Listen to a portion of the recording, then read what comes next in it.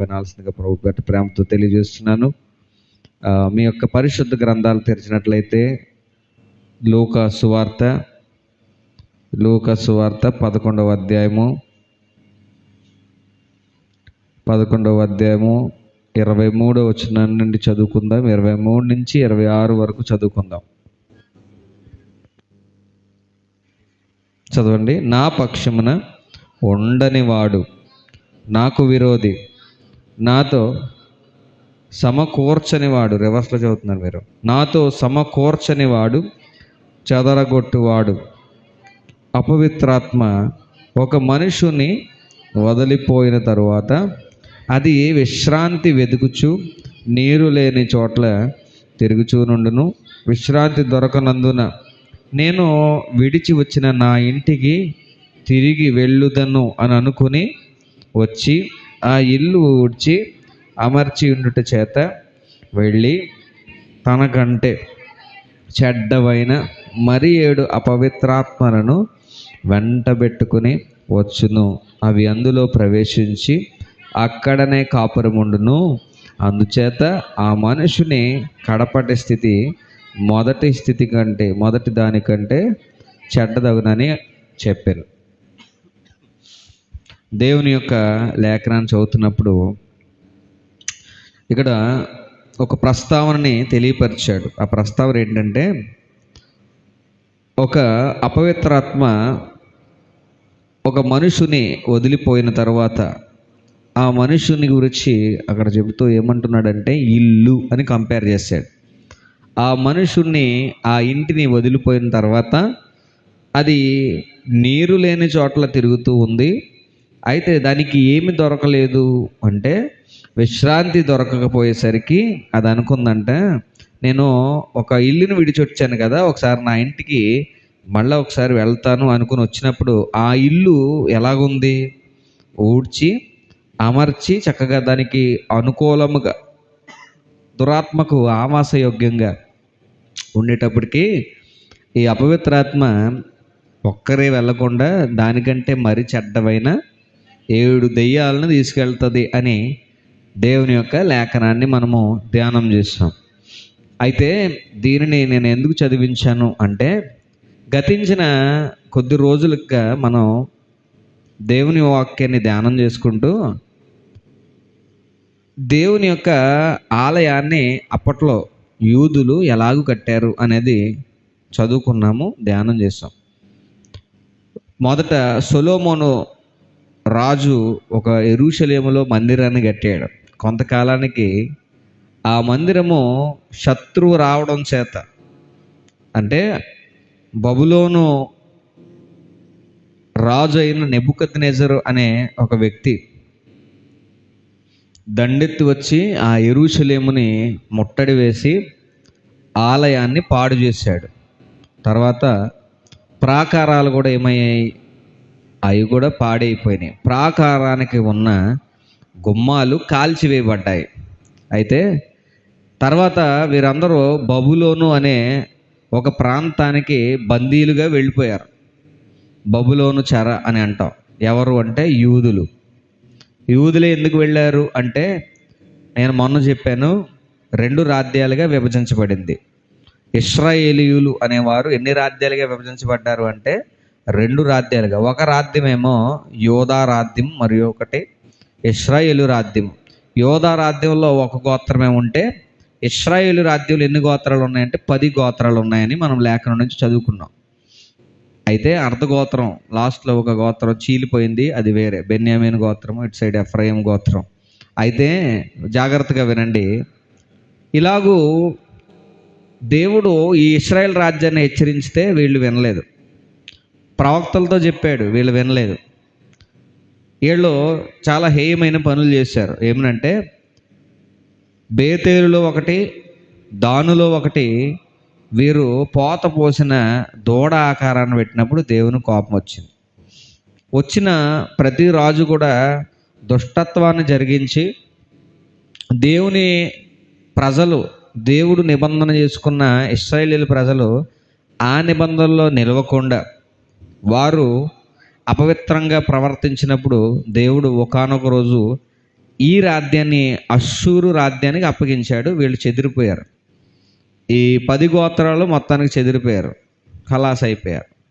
కొంతకాలానికి యోధా రాజ్యాన్ని కూడా దేవుడు హెచ్చరించాడు.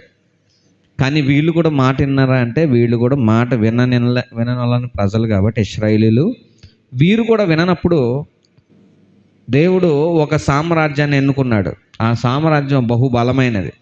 దానియేలు గ్రంథంలో ఒక విగ్రహాన్ని అతను చూస్తాడు. ఆ రాజు, బబులోను రాజు నెబుకద్నెజరు చూసిన విగ్రహంలో శిరస్సు అనగానే బంగారపు శిరస్సు, చాలా బలమైన సామ్రాజ్యం ఇది బబులోను సామ్రాజ్యం. అయితే దేవుడు ఈ బలమైన బబులోను సామ్రాజ్యానికి ఎవరిని అప్పగించాడు అంటే ఈ యోధా సామ్రాజ్యాన్ని, అంటే యోధా రాజ్యాన్ని అప్పగించాడు. ఈ యూదుల్ని చెరగా తీసుకుపోయి మందిరాన్ని ఈ రాజు అయిన నెబుకద్నెజరు పాడు చేసేసాడు. అలాగూ పాడు చేయడానికి అప్పగించింది ఎవరు? పాడైపోవడానికి అప్పగించింది ఎవరు? మళ్ళీ వినండి, యోధా సామ్రాజ్యం నడుస్తుంది ఇక్కడ. వీరు దేవుని యొక్క నిబంధనను గైకొనలేదు. ఆ నిబంధనలో నిలవకపోయేసరికి ఒక సామ్రాజ్యం వస్తుంది, వారు వచ్చి మిమ్మల్ని చెరగొంటారు అని యిర్మీయా ప్రవచించాడు, యెషయా ప్రవచించాడు, చాలామంది ప్రవక్తలు ప్రవచించారు. కానీ వీరు విన్నారా?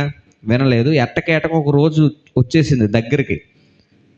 యిర్మీయా దాన్ని ప్రవచించాడు, చాలా దగ్గరగా ఉంది, ఆ యొక్క రోజు చాలా దగ్గరగా ఉంది, మారు మనసు పొందండి, మరల నిబంధనలోనికి రండి, మరలా నిబంధనలోనికి రండి అని ఎంత చెప్పినా కూడా ఇశ్రాయేలీలు కఠినమైన హృదయం, విననోళ్ళని హృదయం కఠినమైన మనస్సు కలిగి ఉన్నవారై ఉండినప్పుడు మొత్తానికి వీళ్ళొచ్చి ఈ సామ్రాజ్యము యోధా రాజ్యాన్ని పట్టుకుంది. ఆ రాజుతో సైతం బందీలుగా తీసుకువెళ్ళిపోయారు. ఇలాగ ఉన్న తరుణంలో మందిరము పాడైపోయింది. మందిరాన్ని నాశనం చేయడు. ఇలా నాశనం చేయడానికి దేవుడే అలవెన్స్ ఇచ్చాడు. అందుకే నెబుకద్నెజరు నా సేవకుడు అని చెప్పాడు. ఎందుకు అంటే నెబుకద్నెజరు ఏదో మంచి చేస్తాడని కాదు, దేవుడు తన ప్రజలకు బుద్ధి చెప్పాలి అని అనుకున్న ప్రతిసారి దేవుడు శత్రువుకి ఆ యొక్క లీనియన్స్ ఇస్తాడు. దేవుని ప్రజల మాట వినట్లేదు అంటే శత్రువుకి దేవుడు అప్పగిస్తాడు. అంటే ఏమీ చేయడు. ఇప్పటిదాకా ప్రొటెక్షన్ ఉంటుంది చూసారు, ఆ ప్రొటెక్షన్ని తీసేస్తాడు అంతే.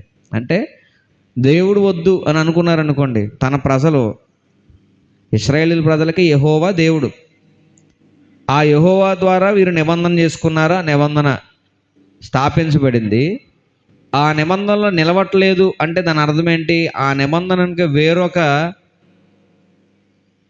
దేవదూతల్ని ఆరాధిస్తున్నారు అన్నప్పుడు నాకు అక్కర్లేదు అనే కదా, యెహోవా అనే ఆయన నాకు అక్కర్లేదు అనే వేరొక దేవదూతల్ని ఆరాధించడానికి వెళ్ళినప్పుడు దేవుడు సరే నన్ను వద్దంటున్నారు కదా, నన్ను వద్దంటున్నారు కాబట్టి నేను పక్కకు వెళ్తాను, కాబట్టి మీరు కోరుకున్నట్టే నేను శత్రువు చేతికి అప్పగిస్తాను, లేకపోతే మీరు కోరుకున్నట్టే నేను వదిలేస్తానని దేవుడు చేయి విదిలినప్పుడు వారు భయంకరమైన బందీ, లేకపోతే భయంకరమైన ఒక చెర అనుభవం, భయంకరమైన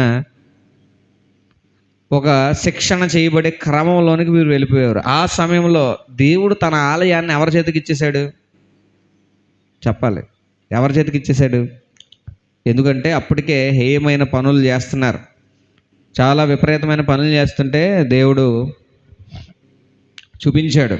యెహెజ్కేలుకి దర్శన రూపకంగా తీసుకువెళ్ళి, ఇదిగో ఆలయం ఏం చేస్తున్నారు చూడు, ఎంత దారుణమైనవి చేస్తున్నారంటే యెహెజ్కేలు వామ్మో చాలా భయంకరమైన పనులు చేస్తున్నారు లోపల అని చెప్పి యెహెజ్కేలు బాధపడుతుంటే ఇంకా ఘోరమైనవి చూపిస్తాను అని దేవుడు ఇంకా లోపలికి తీసుకెళ్ళి ఎక్స్ప్లోర్ చేయించాడు. అంటే మందిరము చాలా విపరీతముగా దుర్వినియోగం చేయబడుతున్న క్రమంలో దేవుడు ఆ యొక్క మందిరాన్ని కూలిపోవడానికి అనుమతి ఇచ్చాడు. కూలిపోయింది. తర్వాత కొంతకాలానికి ఒక 70 సంవత్సరాల తర్వాత యెరూషలేము పాడైన దెబ్బగా మిగిలిపోయింది.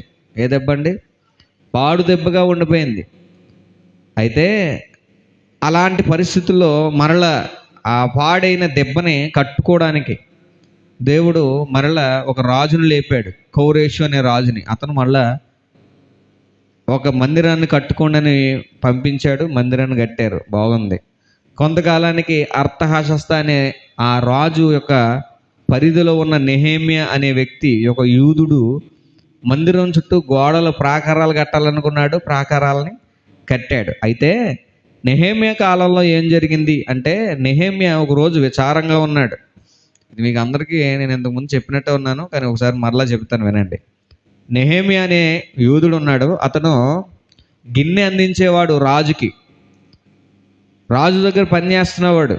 ఆ నెహెమ్యా ఒకరోజు చాలా విచారంగా ఉన్నాడు. ఆ రాజుగారి దర్బార్లో చాలా విచారంగా ఉండేసరికి రాజు చూసి, నెహెమ్యా ఏంటి అలా ఉన్నావు, ఎందుకు అంత బాధగా ఉన్నావు, ఎప్పుడు నీ ముఖం ఇంత విచారంగా ఉండదే, చాలా యాక్టివ్గా ఉండేవాడు, ఎందుకు ఇంత విచారంగా ఉన్నావు అని రాజు అడిగినప్పుడు, అయ్యా నా సొంత ఊరిలో యెరూషలేములో మాకేదైతే ఆరాధన స్థలం ఉందో ఆ ఆరాధన స్థలం చుట్టూ ఉన్న ప్రాకారము పాడైపోయింది, దాది కాల్చివేయబడింది అని అడుగుతూ బాధపడుతుంటే ఆయన ఓహో అలా అయిందా అని అన్నప్పుడు వెంటనే ఇతను ఆ రాజుని అడిగాడు, అయ్యా నేను ఈ ప్రాకారాలు కడదాం అనుకుంటున్నాను అనగానే ఆ రాజు ఏం చేశాడంటే, సరే ప్రాకారాలు కట్టుకోవడానికి నీకేం కావాలితే అది నువ్వు రాజుగారి యొక్క ఖజానాలోంచి తీసుకుని వెళ్ళి ఎంత అవుతుందో ఖర్చు పెట్టి ఆ యొక్క ప్రాకారాలు కట్టించుకో అని అతన్ని తాకీదునిచ్చి పంపించాడు. ఎక్కడికి అంటే యెరూషలేముకి. అలాగే ఈ రాజు అతనిని గవర్నర్గా కూడా చేశాడు. ఏం చేశాడండి? గవర్నర్గా చేశాడు. ఇతను వచ్చి పని చేయడం ప్రారంభించేసరికి పని చాలా ముమ్మరంగా జరుగుతుంది. కానీ ఎక్కడ పని జరుగుతుందో అక్కడ వ్యతిరేకతలు వస్తూ ఉంటాయి.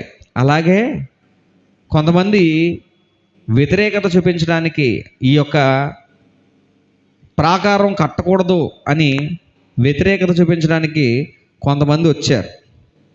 అయితే ఆ వ్యక్తులు వ్యతిరేకత చూపించారు, చాలా భయంకరమైన మాటలు మాట్లాడారు. అయితే దీనిలో ఇద్దరు ముఖ్యమైన వ్యక్తులు ఉన్నారు వ్యతిరేకత చూపించే వ్యక్తుల్లో. ఆ ముఖ్యమైన వ్యక్తులు ఎవరు అంటే, సన్బల్లటు అనే ఒక వ్యక్తి ఉన్నాడు, రెండోవాడు టోబియా అనేవాడు ఒకడు ఉన్నాడు, ఇంకొక అతను కూడా ఉన్నాడు. అయితే వీళ్ళిద్దరూ మళ్ళీ ఆ రాజుకి లెటర్ రాశారు. ఏం రాశారండి? లెటర్ రాసి ఆ రాజుతో చెప్తున్నారు, అయ్యా ఈ యూదులు చాలా భయంకరమైన వాళ్ళు, మీరేమో వాళ్ళని ఎంకరేజ్ చేస్తున్నారు ఏం కట్టమని. అమ్మా అర్థమవుతుందండి? స్టోరీ అర్థమవుతుందా? భయంకరంగా వీళ్ళు తిరుగుబాటు చేసిన ప్రజలు, అంతకుముందు వాళ్ళ హిస్టరీ రికార్డ్స్ చూడండి, ఆ రాజులు కానీ ఆ ప్రజలు కానీ చాలా తిరుగుబాటుదారులు. కాబట్టి మీరు ఆ యొక్క ప్రాకారాలు కట్టడానికి మీరు అలవెన్స్ ఇచ్చారంట. ఒకవేళ అలా కట్టేసుకుని అక్కడే ఉంటే కనుక మీకు పన్ను చెల్లించరు, మీకు కప్పంనివ్వరు. కాబట్టి మీ మీద మీరు వారి మీద అధికారం చేయడానికి వాళ్ళు ఒప్పుకోరు, మీ మీద తిరుగుబాటు చేస్తారు అని లెటర్ పెట్టారు. ఏం కట్టకుండా? ప్రాకారాలని కట్టకుండా. కానీ నెహెమ్యాకి చాలాసార్లు చెప్పినా కూడా నెహెమ్యా పట్టించుకోలేదు.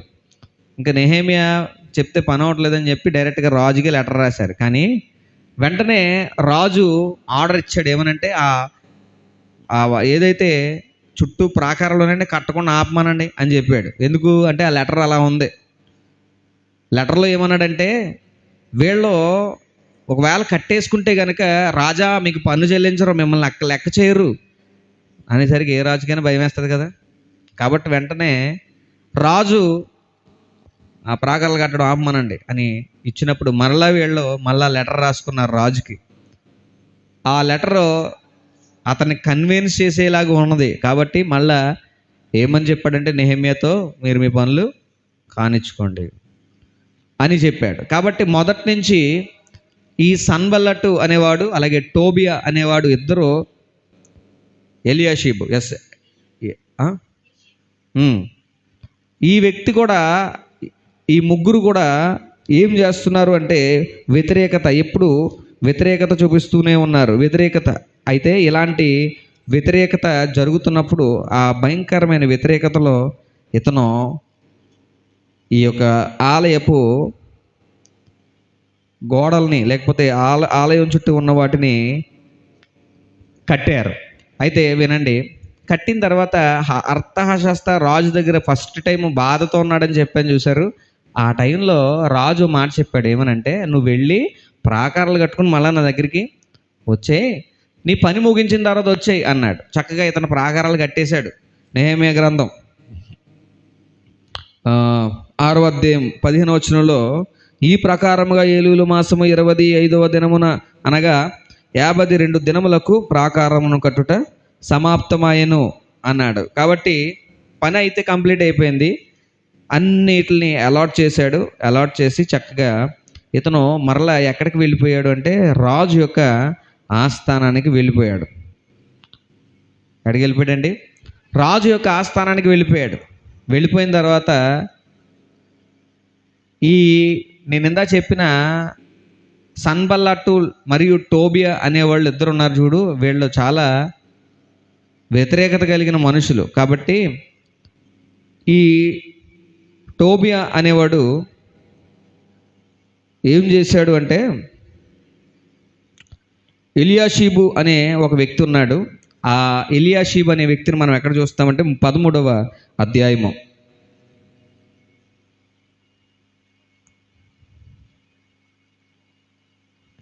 4వ వచనం.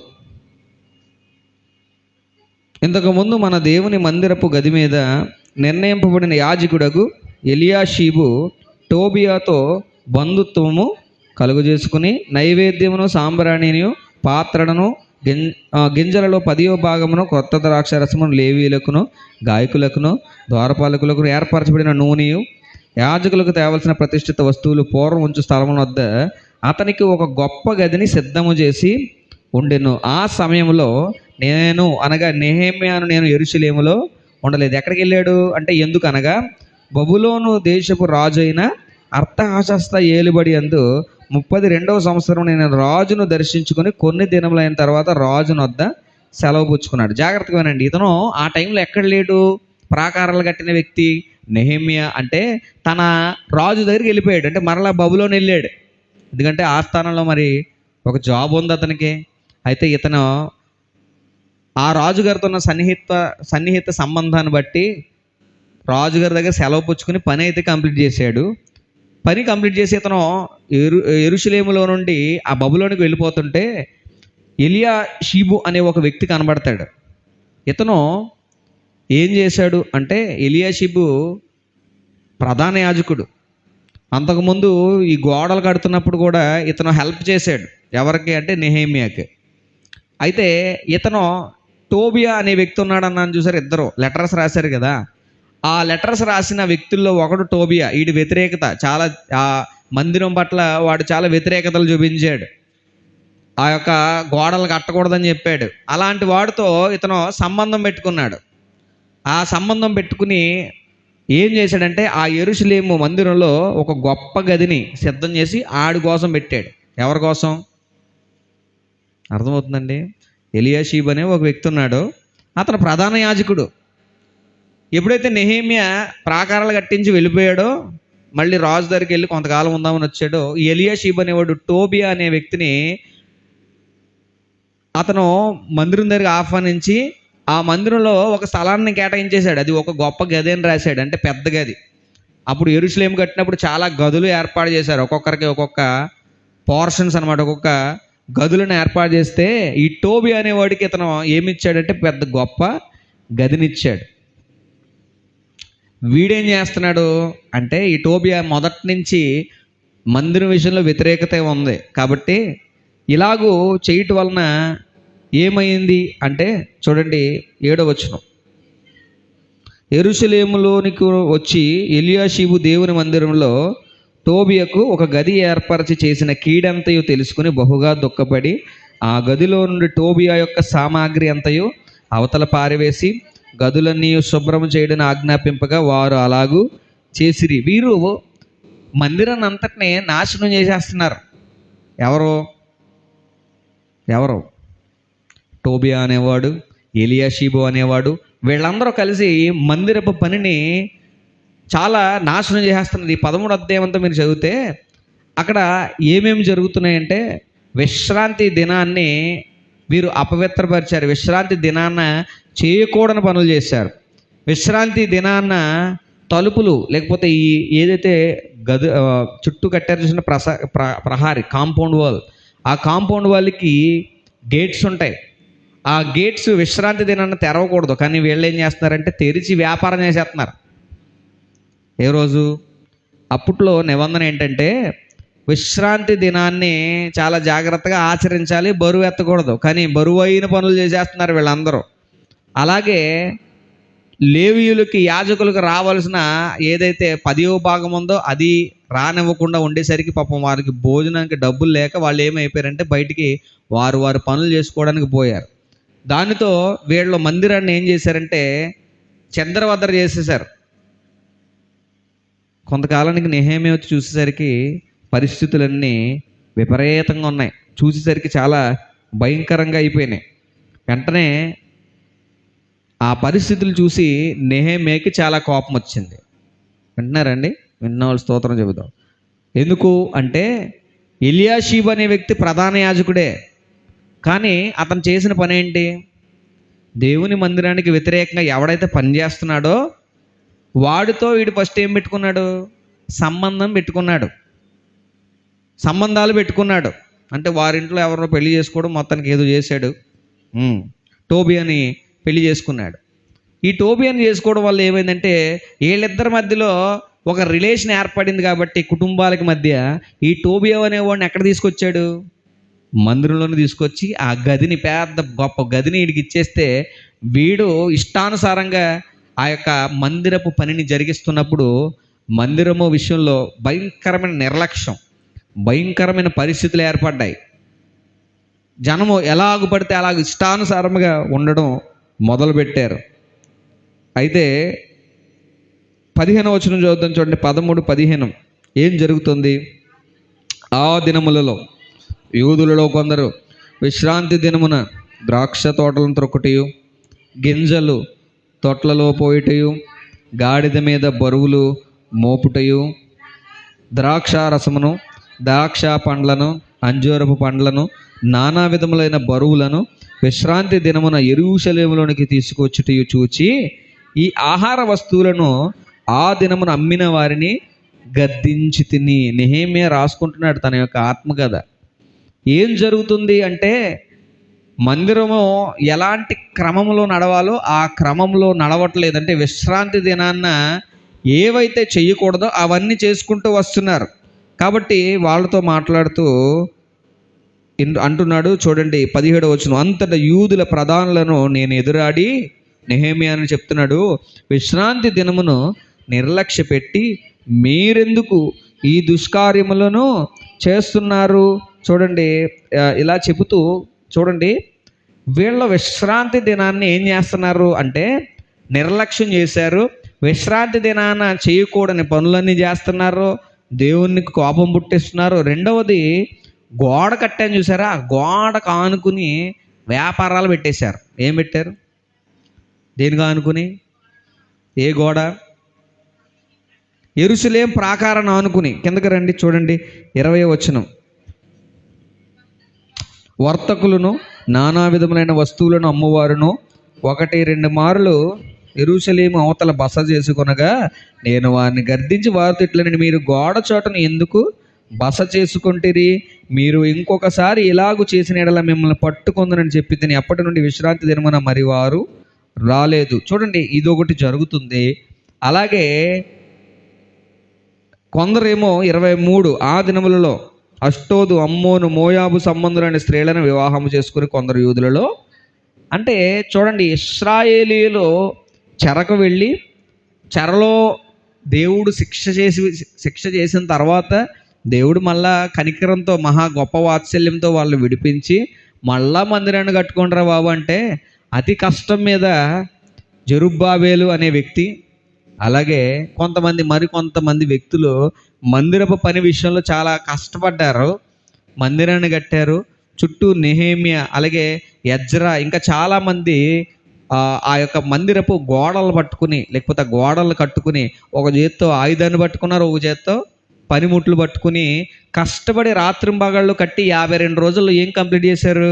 యెరూషలేము వాల్ అంటే చిన్నది ఉంటారనుకుంటున్నారా? చాలా పెద్దది, చాలా పెద్దది. అంత పెద్ద కాంపౌండ్ వాళ్ళని వీరు 52 రోజుల్లో నిర్మించారు. ఈ సన్బల్లట్టు టోబియా అనేవాళ్ళు అన్నారు, రే ఈ గోడ కడుతున్నారా, వచ్చారా పెద్ద పని మనుషులు, పెద్ద మేస్త్రులు, ఏళ్ళలో కట్టే గోడ ఒక నక్క దూకిందనుకో గోడ పడిపోద్ది అని చాలా వ్యతిరేకపు మాటలు మాట్లాడారు ఈ టోబియా అనేవాళ్ళు. కానీ ఎప్పుడైతే ఈ 52 రోజుల్లో మందిరపు ప్రాకారం కట్టబడిందో ఆ ప్రాకారం చూసి అందరూ నోరు మూసుకున్నారు. ఎందుకంటే ఇది దేవుని వలన కలిగిన కార్యము, ఇది దేవుని ద్వారా కలిగిన కార్యమని అందరూ గుర్తించారు అని మనం గత ప్రసంగంలో మనం మాట్లాడుకున్నాం, దేవుని యొక్క వాక్యం ధ్యానం చేస్తున్నప్పుడు. ఇలాంటి వాడు లోపలికి రావడం వలన, ఇలాంటి వాడితో ఈ ప్రధాన యాజకుడు ఎలియాషీబు అనే వ్యక్తి పొత్తు పెట్టుకోవడం వలన ఆ మందిరం మళ్ళీ ఏమైంది? మళ్ళీ అదే మొదటి స్థితికి వచ్చింది. అప్పట్లో సొలొమోను మందిరం ఎలాగైతే నిర్లక్ష్యం చేయబడిందో మళ్ళీ వీళ్ళు అలాగే చేయడానికి పూనుకున్నారు. మొత్తానికి నెహెమ్యా గ్రంథం, ఎజ్రా నెహెమ్యా గ్రంథాలు వాస్తవానికి ఒకటే గ్రంథం, కానీ 2 వేరు గ్రంథాలుగా సంకలనం చేశారు. అయితే నెహెమ్యా గ్రంథం ఆఖరిలో నెహెమ్యా అంత మంచిగా ఏం ముగించడు. ఈ గ్రంథం సూపర్ ఎండింగ్ ఉండదు, బాధపడతా ఉంటాడు. ఏంటంటే జనం ఏంటయ్యా ఇంత కష్టపడి మేము పని చేస్తుంటే జనం చూసావు ఎలాగున్నారో, జనం హృదయాలు చూసావు ఎంత కఠినంగా ఉన్నాయో, ఎంత చెప్పినా కూడా ఇశ్రాయేలీలు మాట విననోళ్ళని ప్రజల్లో ఉన్నారయ్యా, వీళ్ళని తీసుకెళ్ళి ఎక్కడికి అప్పగించినా కూడా మాట వినట్లేదు, అంటే చెరకు అప్పగించినా మాట వినట్లేదు, నీ కృపావాత్సల్యాన్ని చూపించినా కూడా వీళ్ళు ఇన్ని హేయమైన కార్యాలు చేస్తున్నారు అని చెబుతూ 29లో పాపం ప్రార్థన చేసి అతని వరకు అతను చూసుకుని పాపం చాలా బాధపడతాడు. చూడండి, నా దేవా, వారు యాజక ధర్మపు నిబంధనను, లేవీయుల నిబంధనను అపవిత్రపరిచిరి గనుక వారిని జ్ఞాపకం చేసుకో. ఏలాగున వారు ఏ పరదేశులలోనూ కలియకుండా వారిని పవిత్రపరచు. ప్రతి యాజకుడు ప్రతి లేవీయుడును విధి ప్రకారము సేవ చేయనట్లు నియమించాను ప్రభువా. మొత్తం వర్క్స్ అన్ని మళ్ళీ వచ్చి చేశాను. మరియు కావలసిన వాటినప్పుడల్లా కట్టెల అర్పణను, ప్రథమ ఫలములను తీసుకుని వచ్చినట్లుగా నేను నియమించాను. నా దేవ, మేలుకై నన్ను జ్ఞాపకం చేసుకో. పాపం అన్నీ తెచ్చిపెట్టాను, ఒకవేళ మళ్ళా నేను అర్థశాస్త్ర రాజు దగ్గరికి వెళ్తే ఇవన్నీ సక్రమంగా జరుగుతాయో లేదో అనే నమ్మకం ఎవరికి లేదు? అర్థమవుతుందండి నేను చెప్పేది? ఎవరికి లేదు? నెహెమ్యా మాట్లాడుతున్న మాటలు ఇవి. ఎందుకంటే ఇశ్రాయేలీల యొక్క ప్రజలు ఎలాగున్నారు? చాలా కఠినంగా ఉన్నారు. దానిలో ప్రధాన యాజకులే ఏం చేస్తున్నారు అంటే దేవుని మందిరానికి వ్యతిరేకంగా పనిచేసే వారిని తెచ్చుకుని వాళ్ళకి ఆశ్రయం ఇచ్చారు. దానితో మందిరం ఏమైందంటే మొదట విశ్రాంతి దినము నిర్లక్ష్యమైంది. అంత మాత్రమే కాదు, ఈ గోడల చాటున వ్యాపారాలు మొదలెట్టారు. ఏం మొదలెట్టారండి? వ్యాపారాలు మొదలెట్టారు. అంత మాత్రమే కాదు, ఎవరికి ఇష్టం వచ్చినట్లు వాళ్ళు కనానీయుల జాతి యొక్క స్త్రీలను పెండ్లి చేసుకుంటున్నారు. పోయిన ఆదివారం మాట్లాడుకున్నాం, అంతేనండి.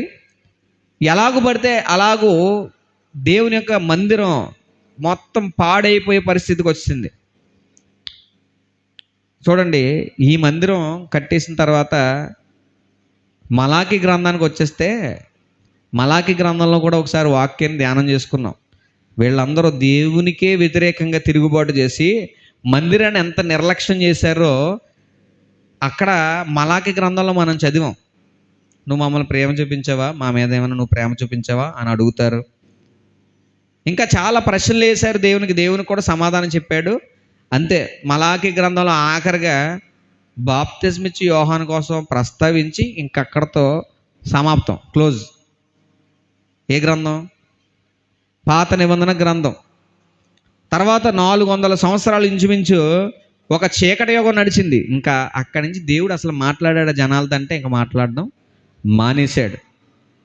దేవుడు మాట్లాడడం మానేశాడు టోటల్గా. మనుషులతో మాట్లాడడం మానేశాడు. ఇంకా అక్కడి నుంచి విర్రవీగిపోయారు. ఎన్నో గ్రంథాలు వచ్చేసినాయి. అక్కడి నుంచి అపోక్రిఫల్ బుక్స్ అన్నీ వచ్చేసినాయి. మకాబీలు వచ్చారు, వారు ఇష్టం వచ్చినట్టు వారు ప్రవర్తించారు. ఎలాగూ పడితే అలాగూ మందిరం అంతా ధ్వంసమైపోయింది. ఏ మందిరం? జెరుబ్బాబేలు కట్టిన మందిరం. ఎలాగూ పడితే అలాగూ ఆ మందిరం ధ్వంసమైపోయింది. జాగ్రత్తగా వినండి. ఆ తర్వాత మళ్ళీ హీరోది వచ్చాడు, మరలా ఓ మందిరాన్ని కట్టాడు. అయితే దేవుడు మాట్లాడుతున్నాడంటే దేవుడు మాట్లాడట్లేదు, మానేశాడు. కానీ చాలా కాలం వందల సంవత్సరాల తర్వాత అరణ్యంలో ఉన్న యోహాను దగ్గరికి మళ్ళా దేవుని యొక్క వాక్యం వచ్చింది. అరణ్యంలో ఉన్న యోహాను దగ్గరికి దేవుని వాక్యం వచ్చింది. ఆ యోహాను అంటున్నాడు, మారు మనసు పొందండి. ఎవరి వైపు తిరగండి? ఎవరి వైపు తిరగాలి? దేవుని వైపుకు తిరగండి. మీరు మారు మనసు పొందండి. నెహెమ్యా గ్రంథం ఎండింగ్ అలాగే ఉంది, మలాకి గ్రంథం అలాగే ఉంది. కాబట్టి మనస్సులో ఎవరి వైపు తిరగట్లేదు అంటే దేవుని వైపుకి తిరగట్లేదు. ఎవరి కాళ్ళు విచ్చలవిడిగా ఎవరి కారు వాళ్ళ యొక్క మనస్సుల్ని వ్యర్థపరచుకుని ఇష్టం వచ్చినట్లు ప్రవర్తించడం వల్ల మందిరము పాడైపోయింది. రైట్. ఇదంతా ఇప్పుడు దాకా ఎందుకు చెప్పానంటే, నెహెమ్యా విషయంలో నెహెమ్యా అంత కష్టపడినా కూడా ఆ కష్టానికి ప్రతిఫలం లేకుండా ఎందుకు అయిపోయిందంటే, ఈ ప్రధాన యాజకుడైన ఎల్యాషీబు ఏం చేశాడు? ఎవరిని తెచ్చుకున్నాడు చెప్పండి? టోబియా. చెప్పండి, టోబియా. ఈ టోబియా అనేవాడు, లేకపోతే వాడు చాలా కీడు చేశాడు అని మనం 13 అధ్యాయాలు చదివాం. కాబట్టి వాళ్ళందరూ కుటుంబంగా చేరారు. ప్రధాన యాజకుడిగా ఉండాల్సిన వాడు వీళ్ళతో చేతులు కలిపేసరికి మొత్తం పాడైపోయింది కదా. వీళ్ళు ఎలాగు పడితే అలాగూ ధర్మశాస్త్రాన్ని బోధిస్తున్నారు. ఎలాగు పడితే అలాగూ ధర్మశాస్త్రాన్ని బోధించి దేవుని యొక్క సంగతులు, లేకపోతే దేవుని యొక్క నిబంధననే మీరిపోయేలాగా చేశారు. కాబట్టి మొత్తం అందరిదే, మొత్తం ఆ యొక్క పరిస్థితి అంతా అల్లకొల్లోలం అయిపోయింది. దేవుని యొక్క మందిరం ఏమైంది? నిర్లక్ష్యం, పాడైపోయింది. ఇప్పుడు కూడా ఇప్పటి కాలంలో ఇప్పుడు మనం మన కోసం స్టడీ చేద్దాం. ఎవడో ఒకడు ఉంటాడు, వాడు ఏ సంకల్పం కలిగి ఉంటాడో అంటే వాడి ధనార్జన కోసం, వాడి సొంత ఆలోచనలు, లేకపోతే అతని యొక్క సొంత లాభం కొరకు దీనిలోనికి వస్తారు. దేనిలోనికి వస్తారు? మై కట్టుకోవడానికి వస్తారు. ఎలాగు పడితే అలాగూ. వాక్యం తెలుసా అంటే వాక్యం పట్ల అవగాహన ఉందా? చరిత్ర పట్ల అవగాహన ఉందంటే ఏమీ తెలియదు. పోనీ చరిత్ర అని వాక్యం పక్కనెడితే అసలు నిబంధన పట్ల అవగాహన ఉందా? నిబంధన అంటే ఏంటో తెలుసా? అసలు రక్షణ అంటే ఏంటో తెలుసా? రక్షణ ఎలాగొస్తుందో తెలుసా? రక్షణ తర్వాత పరిశుద్ధుల స్వాస్యం అంటే ఏంటో తెలుసా? అది ఎలాగొస్తుందో తెలుసా? అసలు మారు మనసు అంటే ఏంటో తెలుసా? మనసును మార్చుకోవడం అంటే ఏంటో తెలుసా? అసలు బాప్తిజం అంటే ఏంటో తెలుసా? బాప్తిజం ఎందుకు తీసుకోవాలో తెలుసా? దేవుని యొక్క వాక్యాన్ని వినడానికి సంఘంగా ఎందుకు కూడుకోవాలో తెలుసా? అసలు క్రీస్తు యొక్క న్యాయపీఠం అంటే తెలుసా? ధవళ సింహాసనం అంటే తెలుసా? యేసు ప్రభు రాకడ ఎలాగుంటుందో తెలుసా? సంఘం ఎదుర్కోవడం అంటే తెలుసా? అసలు ఇశ్రాయేలీల ఏర్పాటు తెలుసా? అన్ని జనుల ఏర్పాటు తెలుసా? అంటే నాకు గుర్తొచ్చినవి చెప్తున్నాను, ఎన్ని ఉన్నాయో. ఇంకా ఇశ్రాయేలీల ఏర్పాటు, అన్ని జనుల ఏర్పాటు దాకా వద్దు. అసలు రక్షణ అంటే ఏంటో తెలుసా? 99% ఆఫ్ ద పీపుల్కి రక్షణ అంటే ఏంటో నిజంగా తెలియదు. పోనీ నిబంధన తెలుసా? ఇది నా రక్తం వలన క్రొత్త నిబంధన అని చెబుతారు. ఈ రక్తం వలన మాత్రమే పరిశుద్ధులుగా నిర్దోషులుగా ఎంచబడతారు, పాపులైన వారు ఎలా తీర్చబడతారు? పరిశుద్ధులుగా నీతిమంతులుగా తీర్చబడతారని చెబుతారు. కానీ దాన్నే పట్టుకుని ఉంటారా? కొంచెం లోతుగా ప్రశ్నిస్తే దేవుని మందిరపు పని తెలియదు, కానీ దేవుని మందిర పని చేయడానికి మాత్రం బయలుదేరుకుని వచ్చారు. మళ్ళీ వీళ్ళ కోసం ఏమేమి సిద్ధపరిచారు? పెద్ద గది, అగ్రపీఠాలు. జాగ్రత్తగా వినండి. ఇలాంటి వారు దేవుని మందిరంలో ప్రవేశించడాన్ని బట్టే యేసు ప్రభువుకు ఒకసారి కోపం వచ్చి కొరడా పట్టేసుకున్నాడు. ఎందుకు? ఆ రోజు కూడా జరుగుతుంది అదే. ఎక్కడ? యెరూషలేము యొక్క దేవాలయంలో జరుగుతున్నది అదే. వారు విశ్రాంతి దినాన్ని అపవిత్రపరుస్తున్నారు. ఇక్కడ జరుగుతుంది మరి నెహెమ్యా గ్రంథంలో కూడా. విశ్రాంతి దినాన్ని అపవిత్రపరుస్తున్నారు. అక్కడ వ్యాపారాలు సాగుతున్నాయి గోడల పక్కన. ఎక్కడండి? ఆ, ఇర్మియా చెబుతూ ఉన్నాడు తన ప్రవచనంలో. ఇర్మియా వీళ్ళ కోసం ప్రవచించాడు. ఏమని ప్రవచించాడు చదువుతారు రండి. ఇర్మియా గ్రంథం 8వ అధ్యాయము. అప్పటికి వీరు ఇంకా ఆ యొక్క నెబుకద్నెజర్ రాజు యొక్క చేతి కిందకి వెళ్ళలే. బబులోను యొక్క చెరలోనికి వీరు వెళ్ళలేదు. 8వ అధ్యాయము 11వ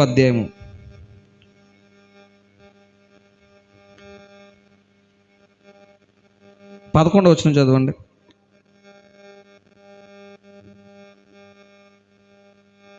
సమాధానము లేని సమయమున సమాధానము సమాధానము అని వారు చెప్పుచు నా జనుల గాయమును, సరిగ్గా చదవండి, పైన మాత్రమే బాగు చేయుదురు, తాము హేమైన క్రియలు చేయుచున్నందున సిగ్గుపడవలసి వచ్చెను గాని వారేమాత్రము సిగ్గుపడరు. అవమానము నొందితమని వారికి తోచనే లేదు గనుక పడిపోవారిలో వారు పడిపోవుదురు. నేను వారిని విమర్శించు కాలమున వారు తొట్టిల్లుదురని యెహోవా సెలవిచ్చుచున్నాడు. ఇప్పుడు 10 దగ్గర అన్నాడు, అలుపులేమి గనులేమి అందరూ మోసము చేసి దోచుకుని వారు. 10వ వచనం చూడండి, పైన ఆఖరి లైన్స్ ఏమున్నాయి? అల్పులేమి, అమ్మా 10వ వచనం, 8వ అధ్యాయమే 10వ వచనం ఆఖరి లైన్స్ ఏమున్నాయి? అల్పులేమి గనులేమి అందరూ మోసము చేసి దోచుకుని వారు. ఎవరు అంటే ఇక్కడ చెప్తున్నాడు, ప్రవక్తలేమి యాజకులేమి అందరూ వంచకులు. వంచకులు వంచకులు ఈ పదం పట్టుకోండి. అందరూ ఎవరు? వంచకులు. కానీ వీళ్ళెవరు? ప్రవక్తలు యాజకులు. కానీ వారెవరు? వంచకులు. మరి ఆనాడు వంచకులు ఉన్నారు, ఈనాడు కూడా ఎవరున్నారు? ఎవరు చెప్పారు ఆ మాట వంచకులు ఉన్నారని? యోహాను గారు తన పత్రిక రాస్తూ అనేక మంది వంచకులు బయలుదేరారు. వీరందరూ ఎక్కడ దాక్కుని వ్యాపారాలు చేస్తున్నారు అంటే గోడల పక్కన. మనస్సాక్షి అనేదాన్ని చెడగొట్టడానికి సమాధానము అని వారు చెప్పుచు నా జనుల గాయమును పైన, అప్పట్లో సమాధానం అని చెప్పి జనుల గాయాలు ఏం చేశారు? పైన కడుతున్నారు. ఇప్పట్లో ఏం చెప్తున్నారంటే మీకు క్షమాపణ. ఎప్పుడు క్షమాపణ? నిజమైన సువార్త ఎన్నిసార్లు క్షమాపణ అని చెప్తుంది? ఒక్కమారే. ఎందుకంటే యేసు ప్రభు ఎన్నిసార్లు బలిగా అర్పించబడ్డాడు? ఒక్కసారి అర్పించబడ్డాడు. కాబట్టి ఆ ఒక్కసారి అర్పించబడ్డను బట్టి పాపములను ఎన్నటికీ తీసివేయలేని బలుల్లా కాదు ఇది. ఒక్కసారి పని చేసి ఆయన ఏం చేశాడు? ముగించాడు. కాబట్టి ఒక్క పుణ్యదాన బలియాగం ద్వారా మనుషులందరూ ఎన్నిసార్లు నీతిమంతులుగా తీర్చబడుతున్నారు? నీతిమంతులుగా తీర్చబడడం అనేది ఒక్కసారి.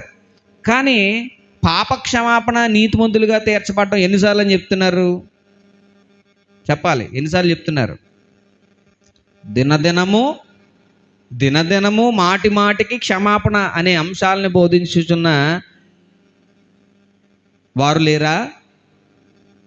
మీ మనస్సాక్షిని పాడు చేస్తున్న వారు లేరా? ఎందుకు అంటే ఈరోజు అనేక మంది ఎలియాషీబు లాంటి వారు, ఈ టోబియా లాంటి వారికి ఏమిస్తున్నారు? ఆశ్రయం కాదు, పెద్ద గది, ఒక గొప్ప గదిని నిర్మించేస్తున్నారు. ఏం చేస్తున్నారండి? వారేం చేస్తున్నారంటే దేవుని యొక్క యాజక క్రమం, దేవుని యొక్క ఏర్పాటు, సన్నిధిలో దేవుని మందిరానికి జరగవలసిన పనులు, విధులు, విధి విధానాల దగ్గర రావలసిన ఇన్పుట్ని ఆపేస్తున్నారు. ఏం చేస్తున్నారు? ఇన్పుట్ని ఆపేసి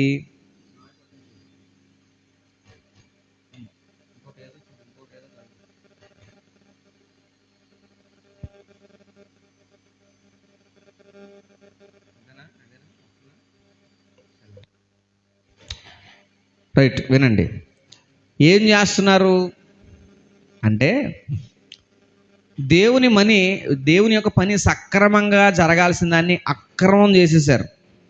కాబట్టి యేసు ప్రభు వారు అప్పట్లో కొరడ పట్టుకున్నారు. ఇప్పుడు కొరడ ఎవరి చేతికి ఇచ్చాడు? ఎవరి చేతికి ఇచ్చాడు? నెహెమ్యా లాంటి వాడి చేతికి ఇచ్చాడు. నెహెమ్యాకు ఒక భారం ఉంది. దేవుని సన్నిధి పట్ల, దేవుని మందిరం పట్ల ఒక భారం ఉన్నది. అయితే నెహెమ్యాకి ఏం తెలుసు చెప్పనా? నిబంధన తెలుసు. చెప్పండి. నెహెమ్యాకి నిబంధన తెలుసు. టోబియాకి ఏం తెలియదు? వాడికి నిబంధన తెలియదు. కానీ నెహెమ్యా లాంటి వాడు కొంచెం పక్కకి వెళ్ళగానే టోబియా లాంటి వాడు లోపలికి వచ్చాడు. వాడికి గది ఇచ్చారు. ఇంతకే వాడికి ఏమీ తెలియదు. వాడికి గది ఇవ్వడం ఏంటి? అసలు ఎవరికి ఇవ్వాలి గది? దేవుని మందిరంలో గది ఎవరికి ఇవ్వాలి? యాజకులకి, ప్రధాన యాజకులకి. వీడెవడు అసలు? సక్రమంగా చేసే యాజకులు ఎవరైతే ఉన్నారో వారికి ఆ మందిరపు పని అప్పగిస్తే వారు సక్రమంగా చేస్తారు. కానీ ఇలాంటి అక్రమంగా దేవుని పని తెలియని వాడు ఎవడైతే పట్టుకున్నాడో వాడి దగ్గరికి వెళ్తే ఇందు నిమిత్తమే నా నామము అన్ని జనుల మధ్య. ఈరోజు అనేక మందిని చూడొచ్చు. వారి వలన క్రైస్తవం అభాసపాలైపోతుంది, అవహేళనకు గురవుతుంది. ఎందుకు అంటే ఈ మాట్లాడే టోబియా లాంటి మనస్తత్వం కలిగిన వ్యక్తులు, వీరికి వాక్యం తెలియదు, నిబంధన తెలియదు, దేవుని రక్షణ అనే విషయంలో కనీసం కొంచెం కూడా అవగాహన లేదు, పరిశుద్ధుల స్వాస్థ్యం గురించి అవగాహన లేదు, ఎందుకు భక్తి చేస్తున్నామో అవగాహన లేదు, అసలు నువ్వు పరలోకం వెళ్తావో లేదో అవగాహన లేదు, అసలు పరలోకం అంటే ఏంటో తెలియదు, పరలోకం రాజ్యం అంటే ఏంటో తెలియదు, సంఘము అంటే ఏర్పాటు తెలియదు, అన్ని జనులు తెలియదు, ఇశ్రాయేలీల ఏర్పాటు తెలియదు, ఇశ్రాయేలీల విభజన తెలియదు, పాత నిబంధన ఏంటో తెలియదు, పాత నిబంధన గ్రంథం ఏంటో తెలియదు, క్రొత్త నిబంధన అంటే ఏంటో తెలియదు, క్రొత్త నిబంధన గ్రంథం అంటే ఏంటో తెలియదు. ఏ ఇసుమంతైనా కూడా అవగాహన లేని అనేకులు దేవుని మందిరంలోనికి చొరబడ్డారు. కొందరా వంచుకులు ఎంతమంది? అనేకులు చొరబడ్డారు. కాబట్టి మందిరము కట్టబడట్లే. విశ్రాంతి, అప్పట్లో విశ్రాంతి దినం. అప్పట్లో ఏంటండి? ఎందుకంటే ఇశ్రాయేలీయులకి దేవుడిచ్చిన నిబంధనలో 10 ఆజ్ఞల్లో విశ్రాంతి దినం అనే ఒక ఆజ్ఞ ఉంది. అయితే దేవుడు ఏం చేశాడంటే విధిరూపకమైన ధర్మశాస్త్రాన్ని ఆయన శరీరం ముందు కొట్టివేసి నిజస్వరూపం, ఆ 10 ఆజ్ఞలు చేయలేరు కాబట్టి 10 ఆజ్ఞలు చేయగలిగే ఒక సామర్థ్యాన్ని, ఆ ఒక దారిని చూపించాడు. మరలా దానికి ఏం పేరు పెట్టాడంటే ఆయన, ఇది నా రక్తం వలనైనా క్రొత్త నిబంధన, ఇది విశ్వాస నిబంధన. విశ్వాసము ద్వారా మనము ధర్మశాస్త్రాన్ని నిరర్ధకం చేస్తామా? అట్లాగా అనడానికి వీలు లేదు. ఛాయ్ అంతా ముగిసిపోయింది, అదంతా ఉడిగిపోయింది. మరి క్రొత్త నిబంధన అనే ఏదైతే నిజస్వరూపం ఉందో ఆ నిజస్వరూపం వచ్చి పాత నిబంధనలో నైతికమైన ఆజ్ఞలు కలిగిన ధర్మశాస్త్రాన్ని స్థిరపరచడానికి దేవుడు తన ఆత్మనిచ్చాడు. దీనిని ఆత్మ యొక్క నియమము అని చెప్పాడు. కాబట్టి ఇప్పుడు దానిని స్థిరపరచడానికి దేవుడు ఒక మార్గాన్ని చూపించాడు. అయితే ఆ నిబంధన అర్థమవ్వకుండా ఆ మార్గాన్ని మనం స్థిరపరచడం కుదరదు. అప్పట్లో విశ్రాంతి దినాన్ని పాటించేవారు, కానీ ఇప్పుడు సంఘం పాటించవలసింది ఏంటంటే విశ్రాంతి దినాన్ని కాదు. ప్రభు చెప్పాడు, విశ్రాంతి దినానికి నేను ఎవరిని? విశ్రాంతి దినానికి నేను ఎవరినే తెలీదా? ప్రభు చెప్పినప్పుడు విశ్రాంతి దినానికి నేనే అధిపతిని, నేనే ప్రభువుని. నా వైపు చూడండి, మీకు విశ్రాంతి లేక ప్రయాసపడుతున్నారు కదా, నా దగ్గరికి రండి. I will give you the peace, I will give you the rest. ప్రయాసపడి భారం మోస్తున్న సమస్త జనులారా నా యొద్దకు రండి, నేను మీకు ఏమిస్తాను? విశ్రాంతి దినం ఇవ్వలేదు. అలాగా వారు విశ్రాంతి దినాన్ని పాటించలేకపోయారు. దాంట్లోనే చాలా ప్రాబ్లమ్స్ ఉన్నాయి. విశ్రాంతి దినం పాటించడం అనే దాంట్లోనే చాలా ప్రాబ్లమ్స్ ఉన్నాయి. అందుకోసమే వాళ్ళకి నచ్చినట్టు చేసేసుకున్నారు. ఎలాగంటే విశ్రాంతి దినాన్ని ఎలా కూడా పాటించవచ్చు, విశ్రాంతి దినాన్ని వారు నచ్చినట్టు చేసేసుకున్నారు యూదులు. అయితే విశ్రాంతి దినాన్ని పాటించలేకపోతున్నారనే దేవుడు ఏం చేశాడు అంటే వీళ్ళనే 70 సంవత్సరాలు ఎక్కడికి అప్పగించాడు అంటే బబులోను చెరకు అప్పగించాడు, కాదంటారా? అయితే దేవుడు ఇప్పటి సంఘానికి ఏం కోరుకుంటున్నాడంటే విశ్రాంతి దినం కాదు, కానీ విశ్రాంతి అనే అనుభవం కావాలని కోరుకుంటున్నాడు. విశ్రాంతి అంటే ఎలాగుంటుందంటే చాలా సేఫెస్ట్ ప్లేస్ అన్నమాట. విశ్రాంతి అనుభవం ఎంత బాగుంటుందంటే దేవుని ద్వారా భద్రత, దేవుని ద్వారా కాపుదల, చాలా సాటిస్ఫైడ్ లైఫ్, చాలా భద్రత. రెస్ట్లో ఉన్నవాడు ఎలా ఉంటాడు? విశ్రాంతిలో ఉన్నవాడు ఎలా ఉంటాడు? విశ్రాంతిలో ఎప్పుడు బాధలో వేదనలో కొట్టుకుని జీవితం నాశనం, జీవితంలో మనశ్శాంతి లేదు అని తలలు కొట్టుకుని ఎత్తి కొట్టుకుని బాదుకున్న వాళ్ళకి సడన్గా ఒక సమాధాన విశ్రాంతి అనే అనుభవం దొరికింది అనుకోండి, ఎలాగుంటుంది? దేవుడు ఆ విశ్రాంతిని ఇవ్వాలనుకున్నాడు ఎప్పటి జీవంలో. రాబో జీవంలో మనం విశ్రాంతిని పొందుతాం. అది నిత్య విశ్రాంతి. యేసు ప్రభువు నమ్మిన ప్రతి ఒక్కరు కూడా విశ్రాంతి పొందుతారు. అంటే మన పనులన్నీ ముగించుకుని మనం మన యొక్క ప్రదేశానికి వెళ్ళిపోతాం. అది విశ్రాంతి. కానీ ఇప్పటి జీవితంలో కూడా మన కోసం ఏం దాచబడి ఉన్నది? విశ్రాంతి అనే అనుభవం దాచబడి ఉన్నది. దేవుడు అంటున్నాడు, ఈ విశ్రాంతి అనేది ఇప్పుడు కూడా మీరు అనుభవించాలని నేను ఏర్పాటు చేసుకుని మందిరాన్ని కడితే మీరు మందిరాన్ని నిర్లక్ష్యం చేస్తున్నారు. ఎందుకోసం? ఆ మందిరంలో ఎవడున్నాడు ఇంతకీ? ఓ టోబియా లాంటి వాడు ఒకడు ఉన్నాడు. వాడు ఏం చేస్తున్నాడు అంటే మందిరంలో జరగాల్సిన పనులకి ఆపోజిట్గా చేసుకుంటూ పోతున్నాడు. దీనికి ఎవరో చేతులు కలిపారు? ఒక ప్రధాన యాజకుడు చేతులు కలిపాడు.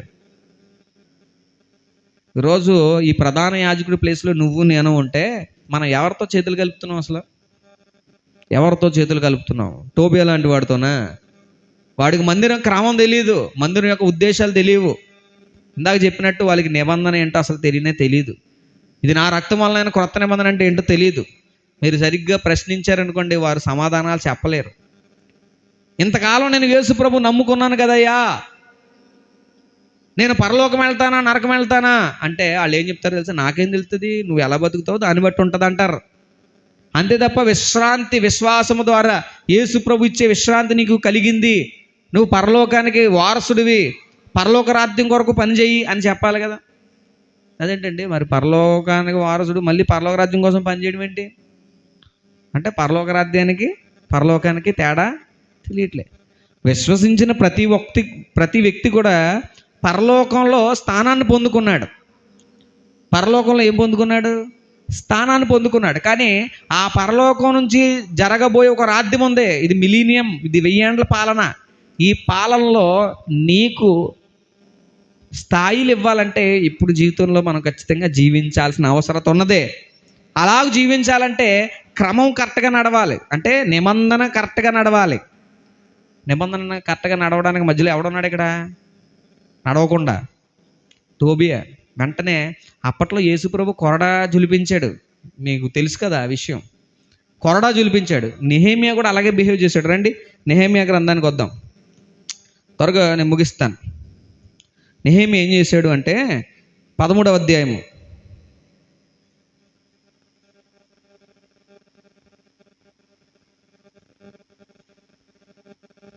విశ్రాంతి దినం అక్కడేమో గద్దించాడు. 15వ అధ్యాయం చదివారు కదా. 15వ అధ్యాయం ఆఖరిలో ఆ దినమున అమ్మిన వారిని ఏం చేశాడు? గద్దించాడు. యూదుల ప్రధానులను ఎదురాడాడు. ఎక్కడ? 17వ వచనం. తర్వాత విశ్రాంతి దినాన గేట్స్ మూసివేసేయాలి, విశ్రాంతి దినానికి ముందు రోజు అని చెప్పి అక్కడ కావలి వారిని పెట్టాడు. 19వ వచనం. తర్వాత ఏం చేశాడంటే 23లో ఉంటుంది, వివాహాలు చేసుకున్నారు కదా. ఆ వివాహాలు చేసుకున్న వారి ద్వారా కొంతమందికి పిల్లలు పుట్టారు. వారి కుమారుల్లో సగం మంది అష్టోదు భాష మాట్లాడువారు. వారు ఆయా భాషలు మాట్లాడువారు, కానీ యూదుల భాష ఎవరికి రాదు. అంతటా నేను 25 చదవను. అంతటా నేను వారితో వాదించి వారిని శపించి కొందరిని కొట్టి వారి తల వెంట్రుకలను పెరికివేసి, మీరు వారి కుమారులకు మీ కుమార్తెలను ఇయ్యకయు మీ కుమారులకైనను మీకైనను వారి కుమార్తెలను పుచ్చుకొనక ఉండవలనని వారి చేత దేవుని పేరట ప్రమాణము చేయించాడు. వినండి. ఇక్కడ ఏం చెప్పాడంటే జుట్టు పట్టుకుని కొట్టేశాడు. ఎవరిని? ఎవరైతే అక్రమం చేస్తున్నారో, ఎవరైతే కనానీయులతో, లేకపోతే అక్కడ చెప్పాడు అష్టోదు అమ్మోను మోయాబు సంబంధులతో పెళ్లి చేసుకున్నారు అని చదివాం కదా. దాని కొరకు ఏం చేశాడు? జుట్టు పట్టుకుని కొంతమందిని అయితే కొట్టాడు. ఎవరు కొట్టారు? నెహెమ్యా. ఇప్పుడు చెప్తాను చూడండి. ఈ ప్రధాన యాజకుడైన ఎలీయాషీబు టోబియా గారితో బంధుత్వం కలగజేసుకున్నాడు. అవునా కదా? అసలు ఇదంతా నడుస్తుంది దేనివల్ల అండి? ఆ యొక్క బంధుత్వాల గురించి. అందుకే మందిరం తర్వాత అంతతో అవలేదు. మళ్ళీ ఏమైంది అంటే చూడండి 28. ప్రధాన యాజకుడును ఎలీయాషీబు కుమారుడనైన యోయోదా కుమారులలో ఒకడు హరోనీయుడైన సన్బల్లాటుకు అల్లుడాయను. దానిని బట్టి నేను అతనిని నా యొద్ద నుండి తరిమితిని. సన్బల్లాటుకు కూడా సంబంధం. దేవుని మందిరపు పని చేయకుండా ఎవరైతే ఆపుతున్నారో వారితో వీరు రిలేషన్స్ని మెయింటైన్ చేశారంటే వారితో పొత్తు పెట్టుకున్నారు. అది నచ్చలేదు దేవునికి. అది నెహెమ్యాకు ముఖ్యంగా నచ్చలేదు. అంటే నెహెమ్యాకి క్లియర్గా తెలుసు ఎవరు వ్యతిరేకతతో పనిచేస్తున్నారో. ఏం చేస్తున్నారు? వ్యతిరేకతతో ఎవరు పనిచేస్తున్నారు, ఎవరు సమాధానం అని చెప్పి సమాధానం లేకుండా చేస్తున్నారు. ఇంతకాలం నుంచి మనం మందిరానికి వెళ్తున్నాం, కానీ వాక్యం నేర్చుకుంటలే. ఏం నేర్చుకుంటలే? ఇంతకాలం నుంచి 30 సంవత్సరాల నుంచి మందిరానికి వెళ్తున్నాం, కానీ రక్షణ విషయంలో నిశ్చయిత లేదు. ఇంతకాలం మందిరానికి వెళ్తున్నాం, చనిపోతే ఎక్కడికి వెళ్తామో అవగాహన లేదు. ఇంతకాలం మందిరానికి వెళ్తున్నాం, ఒక ఆత్మవరం లేదు. ఇంతకాలం మందిరంకి వెళ్తున్నాం, ఒక ఆత్మ ఫలం లేదు. ఇంతకాలం మందిరంకి వెళ్తున్నాం, కనీసం వాక్యం ఎలాగ మాట్లాడాలో కూడా తెలియదు. ఇప్పటికే మీరు మంచి బలమైన ఆహారం తినాల్సిన వాళ్ళు అయితే ఎవరు తాగేలా ఉన్నారు మీరు అంటే, చంటి పిల్లలు ఉంటారు చూసారు, వారు పాలు తాగే పసిపిల్లల్లా ఉన్నారు. మిమ్మల్ని చూసి జాలిపడాలా లేకపోతే జుట్టు పట్టుకోవాలా అర్థమవుని పరిస్థితి. అర్థమవుతుందని వాళ్ళు స్తోత్రం చెబుతాం. కాస్త హెచ్చరికగా ఉన్నా ఏం చెప్తున్నానంటే, మందిరం అనేది నిర్లక్ష్యం అయితే అక్కడ మరీ చెడ్డమైన 7 దెయ్యాలు వస్తాయి. తర్వాత ఏమైంది మందిరం?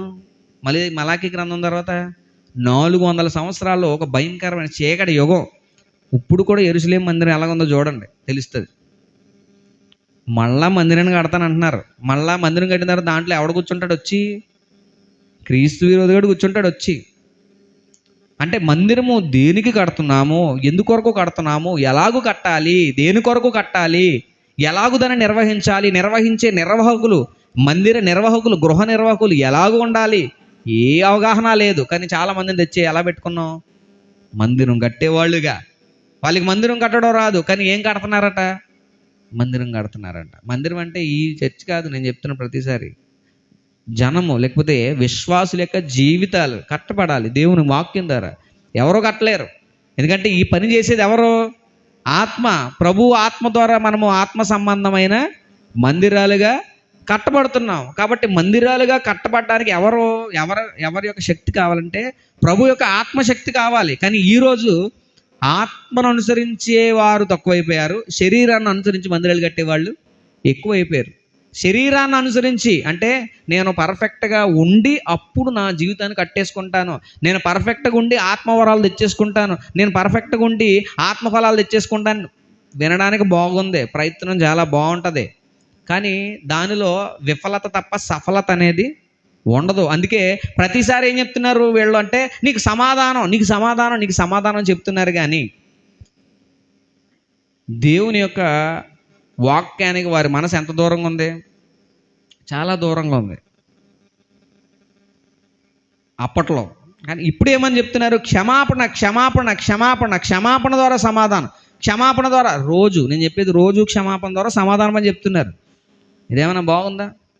ఒక్కసారి ఆయన అర్పించబట్టి చేత ఆ చిత్తం బట్టి మనం క్షమాపణ పొందాము, మనం రక్షించబడ్డాం, మనం పరిశుద్ధపరచబడి ఉన్నాము, కాబట్టి ఆ నిబంధనలోనికి రండి, నిజమైన సమాధానం ఏంటో తెలుస్తుంది అని చెప్పే దేవుని వాక్యం వేరు.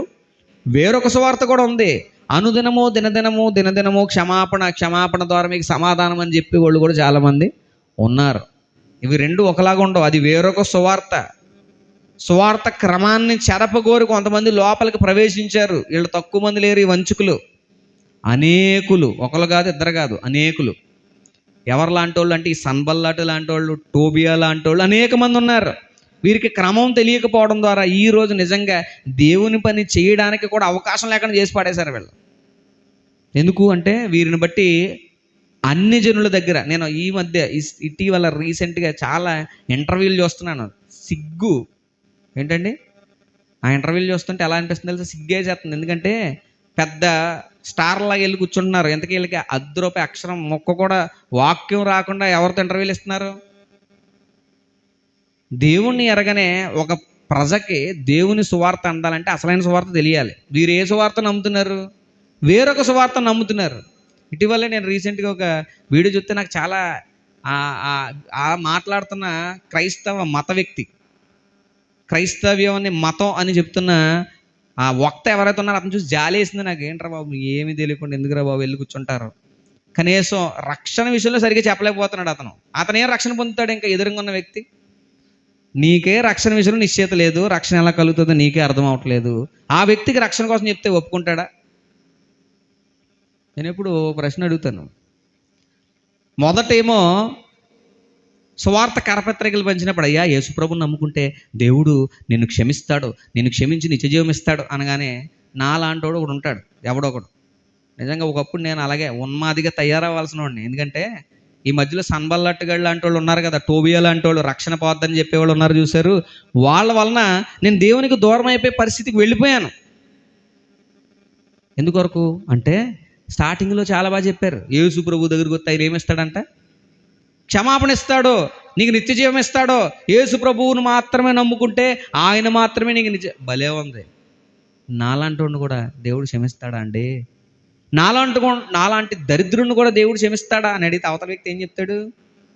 అయ్యో ఎంత ఘోర పాపినైనా యేసుప్రభు ఏం చేస్తాడు? క్షమిస్తాడు. ఎంత ఘోర పాపి, నువ్వు ఎలాంటి పరిస్థితులు ఉన్నా యేసుప్రభు క్షమిస్తాడయ్యా అని చెప్పినప్పుడు మిగతా ఏదైతే మతాలు నమ్ముతున్నాయో అక్కడ దుష్ట శిక్షణ శిష్ట రక్షణ కదా. ఎవడి కర్మఫలం వాడే అనుభవించాలి కదా. నా కర్మఫలాన్ని నేను అనుభవించాలంటే నేను ఎక్కడికి వెళ్ళిపోవాలంటే నిత్య నరకాగ్నికి వెళ్ళిపోవాలి కదా. ఎందుకంటే నేను దుష్టుణ్ణి కదా, దుష్టుణ్ణి దేవుడు శిక్షిస్తాడు కదా. శిష్టుడిని అంటే మంచివాడిని రక్షిస్తాడు కదా. నేను దుష్టుణ్ణి, నేను ఎక్కడికి వెళ్ళిపోతాను? నరకానికి వెళ్ళిపోతాను. ఇదేదో యేసు ప్రభు అంట దుష్టులైనా శిక్షించడంట, దుష్టుల మీద పడాల్సిన శిక్షణ ఆయన తీసుకుంటాడంట. ఆయన ఏదైతే మంచితనం ఉందో ఆ మంచితనాన్ని మనకిస్తాడంటే ఇదేదో బాగుంది కదా అని. అయ్యా నేను కూడా యేసుబాబు నమ్ముకుంటానయ్యా. మంచిది, యేసుప్రభు నమ్ముకోవాలంటే యేసుప్రభు దగ్గరికి వెళ్ళి పాపక్షమాపణ అడిగితే ఆయన ఇస్తాడనగానే నాలంటోడు ఎవడో పాపక్షమాపణ అడుగుతాడు వెళ్ళి, అయ్యా నేను పాపక్షమాపణ పొందానయ్యా. నువ్వు మారు మనసు పొందావా? అయ్యా నేను మారు మనసు పొందానయ్యా. అయితే ఒక పని చేయి, నువ్వు చక్కగా బాప్తిసం తీసుకుని నువ్వు మరలా చర్చికి వచ్చేయి అని చెప్తారు. చర్చికి వచ్చేసిన తర్వాత మళ్ళీ ఆదివారం నుంచి దరువు ఏమని, నువ్వు సరిగ్గా జీవించకపోతే, నువ్వు దుష్టుడు అయితే నువ్వు ఎక్కడికి పోతావు? నేను దుష్టుండనే అక్కడ పోతాను రా బాబు, నన్ను రక్షించే ఒక మంచి వ్యక్తి ఉండాలిరా బాబు అని నేను దేవుడి దగ్గరికి వస్తే మళ్ళీ వీడేం చెప్తున్నాడు? టోబియా లాంటాడు, పనికిమాలిన వారు ఏం చెప్తున్నారు? మరలా నువ్వు దుష్టుడు అయితే నువ్వు ఎక్కడికి వెళ్ళిపోతావు? నాలాంటోడు అప్పుడు ఏమంటాడంటే యేసు ప్రభు దుష్టుల్ని రక్షించేవాడు ఏమీ కాదు, ఆయన దుష్టుల్ని ఏం చేయలేడు? రక్షించలేడు, ఆయన దుష్టుల్ని మార్చలేడు. వీళ్ళని చూస్తే అర్థమవుతుంది కదా అని వాళ్ళని చూపిస్తారు, అంతేనా కాదా? అందుకే వీళ్ళు తెరం లేనోళ్ళు అని చెప్పి అనేక మంది క్రైస్తవ్యాన్ని అభాసపాలు చేసి హేళనగా మాట్లాడుతున్నారు. ఎందుకు అనుకుంటున్నారు? దేవుని సువార్త, సత్యమైన సువార్త కనుమరుగైపోయింది ఈ రోజుల్లో. ఎక్కడ దేవుని సువార్త వినబడట్లేదు, వేరొక సువార్త వినబడుతుంది, అది ఆక్షేపించదగినది. కానీ సువార్త సత్యము నిరాక్షేపమైనది, అంటే ఆక్షేపించడానికి వీలు లేనిది. దేవుడు దాన్ని నిరాక్షేపమైన దైవ మర్మం అని చెప్పాడు. అలాంటి దైవ మర్మాన్ని తెలుసుకునేవారు కొంతమంది, దేవుని నిబంధన కోసం తెలుసుకునే నెహెమ్యాలు కొంతమంది. కానీ దేవుని నిబంధన పట్ల అవగాహన లేని టోబియాలు ఎంతోమంది, వంచుకులు అనేక మంది. క్షమాపణ ద్వారా, రోజు క్షమాపణ ద్వారా సమాధానం మీకు ఎవరైతే చెప్తున్నారో అక్కడి నుంచే ఒక ఉన్మాదం లెగుస్తుంది. అక్కడ నుంచి అది మతానికి ఒక మెట్టు. కాబట్టి మతాల మధ్య పెద్ద పెద్ద గొడవలు ఎందుకు జరుగుతున్నాయి అంటే, యువతల వ్యక్తి సత్య మార్గాన్ని చెబితే గొడవలు అవ్వవు, కానీ మతాన్ని చెబితే ఇదిగో మా మతం గొప్పదంటే మా మతం గొప్పదే, ఇదిగో ఈ మతం గొప్పదంటే ఆ మతం. కానీ సత్యం ఏం చెప్తుందంటే మతాన్ని బట్టి కాదు నీకు మార్గం. కేవలం విశ్వాసం ద్వారా నువ్వు నీతిమంతుడు అవుతావు, దేవుడు ఒకసారి నేను రక్షించాడంటే నువ్వు రక్షణ కోల్పోవడం అనేది కుదరదు. కానీ పరిశుద్ధుల స్వాస్థ్యం ఒకటి ఉంది, పరలోక రాజ్యం కొరకు పనిచేసే అనుభవం ఒకటి ఉంది. నీకు అది కావాలంటే పని చేయి. నీకు అది వద్దా, నువ్వు కోల్పోయేది చాలా శ్రేష్టమైనది కోల్పోతావు. ఆత్మ ద్వారా నువ్వు దీన్ని ఈజీగా చేయగలవు, ఎందుకంటే నా కాడి సులువు, నా భారం తేలికని ప్రభు చెప్తున్నాడయ్యా. దీంట్లో శ్రేష్టమైన విశ్రాంతి అనే అనుభవం ఉంది అని చెప్పే నిజమైన సువార్త ఉంది. అలా కాదు, ఈ గోడల పక్కన వ్యాపారాలు చేసేవాళ్ళు చాలామంది ఉన్నారు. మనస్సాక్షిని అడ్డం పెట్టుకుని వ్యాపారాలు చేసేవాళ్ళు ఎంతమంది ఉన్నారు ఈ రోజుల్లో? నేను ముగించాను. మనస్సాక్షిని అడ్డం పెట్టుకుని టోబియాలాగా, సన్బల్లాట్లాగా దేవుని ఆలయానికి వ్యతిరేకంగా పనిచేసే వంచుకులు ఎంతమంది ఉన్నారు ఒకసారి ఆలోచించండి. కేవలం ఈ వాక్యం అర్థమైన వాడికి మాత్రమే అర్థమవుతుంది. ఎందుకంటే ఆత్మ సంబంధమైన వాడు అన్నిటినీ, కొరింథీయులకు రాసిన మొదటి పత్రికలో చెప్పాడు, ఆత్మ సంబంధమైన వాడు అన్నిటినీ వివేచిస్తాడు. ఆ వివేచన నీకు ఉంది అంటే దేవునికి స్తోత్రం చెప్పుకో. ఎందుకో తెలుసా? నువ్వు వివేచించగలుగుతున్నావు ఎవరు ఆత్మ సంబంధంగా నడుస్తున్నారు, ఎవరు శరీరానుసారంగా నడుస్తున్నారు, ఎవరు టోబియాలు, ఎవరు సన్బల్లట్లు, ఎవరు ఇక్కడ చెప్పాడు చూడండి, ఎవరు ఎలియాషీబులు. ఈ ఎలియాషీబులు అంటే బ్లాక్ షీపులు. ఎవరండి? బ్లాక్ షీప్ అంటే తెలుసు కదా మీకు? బ్లాక్ షీప్ అంటే తెలీదా? ఇంట్రోడర్ అనమాట. వాడే ట్రోజన్. వాడు వచ్చి ఏం చేస్తాడంటే మందిరంలో జరగాల్సిన క్రమం జరగకుండా మందిరానికి వ్యతిరేకంగా ఎవరైతే వీడు వ్యతిరేకత పనిచేస్తాడు. శత్రువుని మనం గుర్తుపెట్టాలి వద్దా? మన మీద పలానా ఓడు దాడి చేస్తాడు అని గుర్తుపెట్టాలి మనం. పలానా ఓడు ద్వారా మనకు మైనస్ ఉంది, దీంట్లో నా జీవితంలో మేలేం కలగట్లేదు, నేను వెళ్తున్నానా వింటున్నానా, దానివల్ల నాకేం వాక్యం తెలియట్లేదు, అసలు సత్యమే నేను గ్రహించలేకపోతాను. వినాలనే ఆసక్తి ఉన్నవాడి కోసమే చెప్తున్నాను సుమా. విన్నోడికి ఎక్కడికి వెళ్ళి చెప్పినా ఎక్కదడికి. ఎక్కడ చెప్పినా ఎక్కదు, ఎక్కడ చెప్పినా ఎక్కదు. ఎందుకంటే అక్కడ విండో, ఇక్కడ కూడా విండో, ఇంకెక్కడికి వెళ్ళినా విండో. కాబట్టి వాళ్ళతో మనకి ఏ ప్రాబ్లం లేదు. కానీ వినేవాళ్ళు ఉంటారు చూసారు కొంతమంది, దేవుని పట్ల ఆసక్తి కలిగిన వాళ్ళు ఉంటారు చూసారా, దేవుని పట్ల ఆసక్తి కలిగిన వ్యక్తులు దేవుని వెతుకుతారు. ఆ వెతికే క్రమంలో ఈ టోబియా లాంటి వాళ్ళ దగ్గరికి వెళ్ళారనుకోండి, ఈ ఆలయాన్ని ఆల్రెడీ పాడు చేస్తున్నాడు, అదే దేవుని పని అనుకుని భావిస్తారు. వాళ్ళని వీళ్ళు ఏం చేస్తారంటే, అమ్మో మా అయ్యగారు, మా అయ్యగారు, మా అమ్మగారు, మా నాయనగారు, ఈయన దగ్గర నేను ఏం పొందానంటే అపోస్తలత్వాన్ని పొందాను. దేవుడు ఒక రోజు ఖచ్చితంగా చూస్తాడు, దీనికి లెక్కేస్తాడు. ప్రతి ఒక్కరికి లెక్క ఉన్నది. క్రీస్తు న్యాయపీఠం దగ్గర లెక్క ఉంది. మందిరాన్ని పాడు చేస్తున్నారు, తెలియకుండానే పాడు చేస్తున్నారు. కొంతమంది తెలిసి కూడా పాడు చేస్తున్నారు. అలాంటి వారికి క్రీస్తు న్యాయపీఠం దగ్గర ఒకవేళ విశ్వాసి అయితే అతను క్రీస్తు న్యాయపీఠం దగ్గర ఖచ్చితంగా లెక్క అప్పగించుకోవాలి. ఒకవేళ అవిశ్వాసి అయితే అతనికి అక్కడ నరకంలో భయంకరమైన పరిస్థితి, దుస్థితి. అందుకే మారు మనసు పొందాలి. ఏమని అంటే, మారు మనసు అంటే ఏంటి అంటే, అయ్యో దేవుని నిబంధనకి వేరుగా నేను వెళ్తున్నాను, మళ్ళీ ఎటువైపు తిరగాలంటే క్రొత్త నిబంధన వైపుకి. దేవుని విశ్రాంతి అనే అనుభవంకి వ్యతిరేకంగా వెళ్తున్నాను. నా యొక్క పోర్షన్ ఏంటంటే విశ్రాంతి. దేవుని యొక్క ప్రాకారాలను కాపాడవలసిన వాడును. నేను ఏం చేస్తున్నాను? ప్రాకారాల చుట్టూ వ్యాపారాలు చేస్తున్నాను. ఇది కొంతమందికి తెలుసు వ్యాపారం అనేది. తెలుసా తెలీదా? వ్యాపారం అని తెలుసా తెలీదా? ప్రార్థన చేస్తే దానికి ఏం తీసుకోవాలి? ఆఖరికి ప్రార్థన నూనె కూడా వ్యాపారమే. అన్ని వ్యాపారాలే. కాదంటారా? లేరంటారా? ఒక సేవకుడు అని చెప్పబడుతున్న వాడితో నువ్వు వెళ్ళి చెయ్యి వేసుకుని ప్రార్థన చేయించాలంటే వాడికి ఎంతో కొంత ఇవ్వాలి నువ్వు. మళ్ళీ వాడు అపాయింట్మెంట్ కోసం, ఇలాంటి వాళ్ళ కోసం పరిగెత్తే వాళ్ళు చాలామంది ఉన్నారు. ఎందుకే? వాళ్ళకి ఆత్మ ఫలాలు ఉండవు, ఆత్మ వరాలు ఉండవు, ఓన్లీ యాక్టింగ్ అంతే. ఒక్కడి దగ్గర కూడా ఆత్మ ఫలాలు ఉండవు, ఆత్మ వరాలు ఉండవు. వీళ్ళంతా నకిలీ. ఇక్కడ నకిలీ దగ్గరికి పరిగెట్టే వాళ్ళు చాలామంది ఉన్నారు. కానీ దేవుని వాక్యం అంటే చాలా సులువుగా ఉంటుందండి. నేను తెలుసుకున్న సత్యం ఇది. దేవుని వాక్యం చాలా సులువుగా ఉంటుంది. అది గ్రహించడానికి కష్టమైంది కాదు. ఈ నిబంధన ఏంటండి? గ్రహించడానికి కష్టమైంది కాదు. ఎందుకంటే ఇది సులువుగా ఉన్న కాడిది, తేలికైన భారం ఇది. ఎందుకంటే మన భారాన్ని మోస్తున్న ఒక ఆయన ఉన్నాడు, ఆయన ప్రభు అయిన యేసుక్రీస్తు. ప్రభుకు మహిమ కలుగును గాక. అందువల్ల ఇది మనకి చాలా క్షేమాభివృద్ధి కలగజేస్తుంది, విశ్రాంతి అనే అనుభవం మనకు కలుగుతుంది. ఒక రోజు మనం ప్రార్థన చేయడం మొదలు పెడితే ఆ రోజు దేవునికి కృతజ్ఞత కలిగి హృదయం నుంచి ఆరాధిస్తాం ప్రభుని. ప్రభా, ఈ రోజును బట్టి, ఈ దినాన్ని బట్టి నేను చాలా సంతోషిస్తున్నాను. I'm very grateful to you lord, I'm very much thankful to you lord with a gratitude heart. నా యొక్క హృదయం నుంచి కృతజ్ఞత కలిగిన హృదయంతో ప్రభు నేను ఆరాధిస్తున్నాను నేను హృదయం మనసారా చెప్పగలమా? అలా చెప్పగలుగుతున్నామంటే విశ్రాంతిని అనుభవిస్తున్నాం. ఈరోజు కృప అనే మాటకు అర్థమే మారిపోయింది. బ్రతికి ఉన్నామంటే కృప అంతే. లేకపోతే డబ్బులు వచ్చినాయి అంటే కృప, ఇల్లు కట్టుకున్నామంటే కృప కాదనట్లేదు. కానీ కృప అంటే నిర్వచనం రోమాపత్రికలో చెప్పాడు, అది క్రియల వలన కలిగినదైతే కృప కాదు. అలా చూసుకుంటే మరి దేవుని నమ్మని వాళ్ళు కూడా బ్రతికున్నారు, అది కృపేనా? దేవుని నమ్మలేని వాళ్ళు కూడా పెద్ద పెద్ద ఆస్తులు అంతస్తులతో ఉన్నారు, అది వాళ్ళకి దేవుడు కృప ఇచ్చేసాడా? అంటే దేవుని పిల్లలకి లేని కృప ఎవరికి ఉంది? అది ఎలా కుదురుతుంది? దేవుని పిల్లలకి లేని ఆరోగ్యం, ఒక్కొక్కరు దేవుని నమ్ముకోలేడు 80 సంవత్సరాలు బ్రతుకుతారు, 90 సంవత్సరాలు బ్రతుకుతారు. లేరా అలాంటి వాళ్ళు?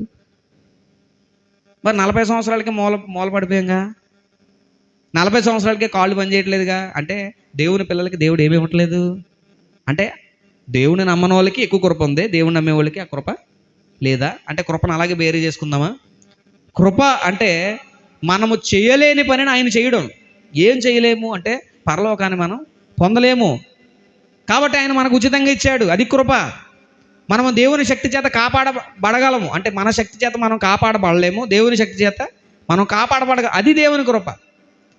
మనం విశ్రాంతి పొందలేము, కానీ దేవుని ద్వారా కలిగే విశ్రాంతి ఆత్మ ద్వారా మనం పొందగలం, అది కృప. అంటే మనుషులందరికీ ఉందా ఇది? మనశ్శాంతి ఉందా? ఎక్కువ కాలం బతుకుతున్నారు, కానీ మనశ్శాంతి లేకుండా బతికితే దానివల్ల ఉపయోగం ఏంటి? కోట్ల రూపాయలు ఉన్నాయి, కానీ మనశ్శాంతి లేకపోతే, విశ్రాంతి లేకపోతే దానివల్ల సమాధానం ఏంటి? పెద్ద అంతస్తు ఉంది, పెద్ద బంగ్లాలు ఉన్నాయి, కానీ దాంట్లో జీవించేవాడికి మనశ్శాంతి లేదనుకోండి, దానివల్ల ఉపయోగం ఏంటి?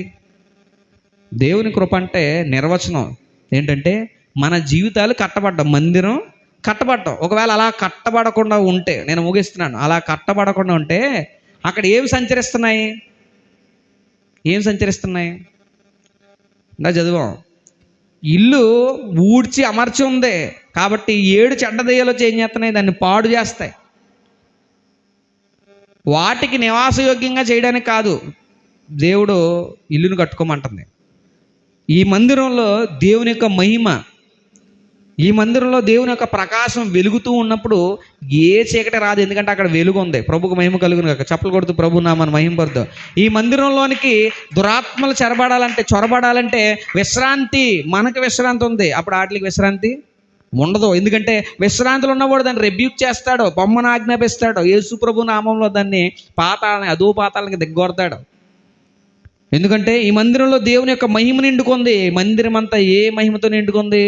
దేవుని యొక్క మహిమ. ఆ ప్రజెన్స్లో ఆ దురాత్మలు వచ్చి 7 కాదు 7 కోట్ల దురాత్మలు వచ్చినా కూడా ఈ నివసించలేవు, ఎందుకంటే ఆ వెలుగు ముందు అవి తాళలేవు. ఇక్కడ వెలుగు లేదు, ఈ మందిరం దేవుని చేత కట్టబడట్లేదు, ఈ మందిరం దేవుని వాక్యం చేత నింపబడట్లేదు. ఎందుకంటే ఈ మందిరంలో ఎవడు నివసిస్తున్నాడు అంటే ఒక టోబియాగాళ్ళు అంటూ నివసిస్తున్నాడు. ఆడు నీ మందిరాన్ని కట్టనివ్వడో, ఆడు నీ మందిరాన్ని సరిగ్గా దేవుని ద్వారా ముందుకు వెళ్ళనివ్వడో, మొత్తం క్రమం అంతా అప్సైడ్ డౌన్ చేస్తాడు. ఈ వాక్యం వింటున్న మనము ఏ టోబియా కానీ తెచ్చుకుని పెట్టుకున్నామో ఆలోచించండి. ఏ సన్బల్లాట్ కానీ తెచ్చుకుని ఈ మందిరం కట్టబడకుండా దేనితో బంధుత్వం మెయింటైన్ చేస్తున్నావు? దేవుని వాక్యం తెలియని వారిని బట్టి నువ్వు నడుస్తున్నావు అంటే దేవుని వాక్యానికి అక్కర్లేదు. నీకేం కావాలి? దేవుని వాక్యం లేదు అక్కడ, అయినా కూడా అక్కడే నడుస్తున్నావు అంటే నీకేం కావాలి? దేవుని వాక్యం. ఇప్పుడు ఉదాహరణకి ఒక కొట్టుకి వెళ్ళామండి, నేను ముగించేశాను. ఒక కొట్టుకి వెళ్ళాం, మీరు 1/2 కేజీ బెండకాయలు తేవాలనుకున్నారు. ఆ రోజు బెండకాయ కూర వండడానికి కావాల్సిన ఇంగ్రీడియంట్స్ అని పెట్టుకున్నారు. ఏం లేదంటే బెండకాయలు లేవు అనుకుందాం. మీరు వెళ్ళి ఆ షాప్లో అడిగారు, బెండకాయలు లేవు. మీరు ఆ షాప్లో కూర్చొని వేలాడతారా? ఎందుకు వేలాడరు?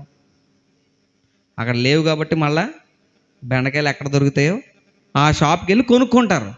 లేదని మీ సమయం అంతా అక్కడ బెండకాయ లేకపోయినా ఆడితో మాట్లాడతా, లేకపోతే అక్కడ కూర్చున్న ఆమెతోనే మాట్లాడతా మీ సమయం వృధా చేస్తే ఇంటి దగ్గర ఏం తినగలరు మనం? అర్థమైందన్న వాళ్ళు స్తోత్రం చెబుదాం. దేవుని వాక్యాన్ని కోసం మీరు వెళ్తున్నారు, అది మీకు దొరకట్లేదు. దేవుని మనశ్శాంతి విశ్రాంతి కోసం మీరు వెళ్తున్నారు, సమాధానం కోసం మీరు వెళ్తున్నారు, అది దొరకట్లేదు. మీరు సత్యాన్వేషణ చేస్తున్నారు కానీ అన్వేషణ దొరకట్లేదు, కానీ అక్కడే సర్దుకుపోతున్నారు అనుకోండి, సేమ్ ఇందాక చెప్పినట్టే ఉంటుంది అన్నమాట. అంత మాత్రమే కాదు, తాను చెడ్డాకు పోతే వనం అంతా చెడిపినట్టు ఏమవుతుందంటే ఆ ఒక్కడ మీకు 7 టోబియా గాడిని పరిచయం చేస్తారు. ఏం చేస్తారండి? 7 టోబియా గాళ్ళు లాంటి వాళ్ళు, 7 సన్బల్లాట్ లాంటి వాళ్ళని పరిచయం చేస్తారు. వాళ్ళు ఇంకా బహు చెడ్డగా చేసేస్తారు ఇంటిని, మందిరాన్ని. కాబట్టి దేవుని మందిరం కట్టబడే క్రమం ఉంది. ఇది ఆత్మ ద్వారా మాత్రమే కట్టబడుతుంది, అది కృపావాక్యంలోనే సాధ్యం. ప్రభుకు మహిమ కలుగును గాక. ఆ వాక్యం ద్వారా మన యొక్క మందిరాలు కట్టుకుందాం. ఆ వాక్యం ద్వారా అందుకే ఎవరి వైపు చూడొద్దు, మనుషులు ఎవరి వైపు చూడొద్దు. మన యొక్క జీవితాన్ని ఎవడో కట్టలేడు, నేను కట్టలేను, మీ జీవితాన్ని మీరు కట్టుకోలేరు, లేకపోతే పాస్టర్ గారు కట్టలేరు, ఎవరో కట్టలేరు, పాస్టర్ గారి పిల్లలు ఎవరో కట్టలేరు మీ యొక్క జీవితాలని.